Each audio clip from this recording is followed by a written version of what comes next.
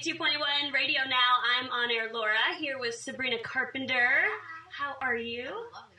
How are you? Good. How's tour going? Tour's great. Made it to Houston this morning, and we went on a very hot and humid walk to get some coffee, but it was well worth it. We took an Uber back, and that's how my life works. Smart choice. Exactly. That's awesome. So transition from TV to music. How has that been? It's funny because I guess in my head and in my life, I started with music because I signed with my label when I was 12, and before that I was doing a lot of YouTube covers, and I was just kind of like working on music, and I didn't really know that acting was something that I wanted to do. And when it kind of fell into my lap and I fell in love with it, obviously it kind of took over for a couple years while I was working on the show, and I'm just lucky that I kind of get to balance both. But I think the transition has been really nice because as soon as we wrapped season 3, I got to go on my first tour, and that was something I'd been waiting to do for a very long time. And now, obviously, so quickly in the past year, I was able to tour in Europe and Brazil and Japan, and now we're back in the U.S., and a lot of touring. I'm definitely seeing everything, and I feel very, very lucky. Which is obviously a big difference from TV to music.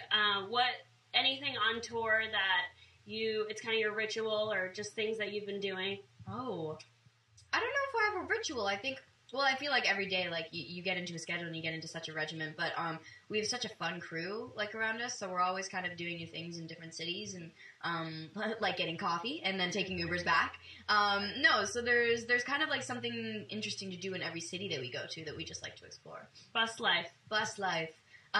No air conditioning last night. That was a fun one. No, it's not usually like that. Usually it's actually freezing in my in the back where I sleep.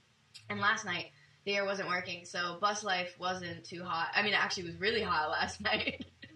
But it's usually great. No, I mean, we're kind of used to it at this point, and luckily you don't have to spend too much time on the bus, because once you get to the places, you just kind of you get off and you smell the air and the universe, and you know that you're still alive. I have to ask you, what was it like working with Ben and Danielle? Terrible. They're the worst. It's so funny because I always get this question, and at this point I feel so lucky that they've become, not only friends, but they really feel like family, and they definitely welcomed us with open arms. And now that I've been able to experience being a part of something for even just 3 years, knowing that they did something for 7 whole seasons together, and then came back and like welcomed us and kind of, helped us grow in a really nice environment.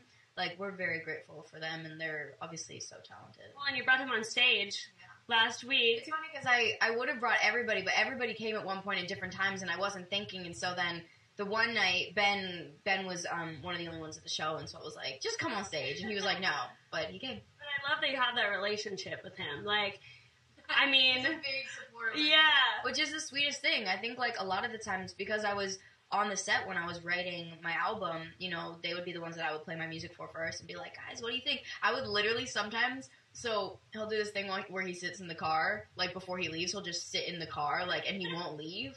And so, like, I would just hop in his car and, like, start playing music and, like, blast it really loud, and, like, I wouldn't let him leave. He needs to start locking his doors. Yeah, he does. Yeah. But I mean, Boy Meets World was like my show growing up. Like, I had the biggest crush. Corey Matthews was like all over my notebooks. So it was crazy to me. I hear that, because usually everyone says writer's That's awesome. But no, like, I was so obsessed with the show. So I feel like I, as an adult, watched Girl Meets World.